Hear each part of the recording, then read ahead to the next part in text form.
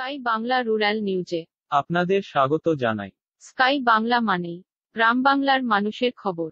আজ দেখাবো বাংলার প্রত্যন্ত গ্রামাঞ্চলে অনুষ্ঠিত আদিবাসীদের প্রধান পরব করম উৎসবের খবর। হুগলি জেলার বলাগ্রের গুপ্তিপাড়া 2 নাম্বার গ্রাম পঞ্চায়েত এর বনের ডাঙ্গা এলাকার মানুষ মাতলেন করম উৎসবে।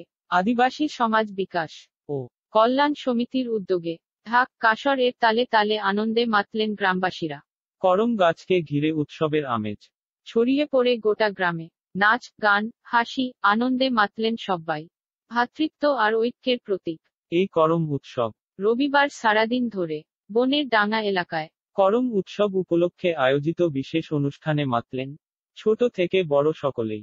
করম উৎসবের এমনই রঙিন ছবি ধরা পড়ল আমাদের স্কাই নিউজ বাংলার ক্যামেরায়। দেখতে থাকুন। ভালো লাগলেই চ্যানেলটি ফ্রি সাবস্ক্রাইব করে এলাকার সব খবরের আপডেট আপনি আপনার মোবাইল ফোনে পেতে থাকুন।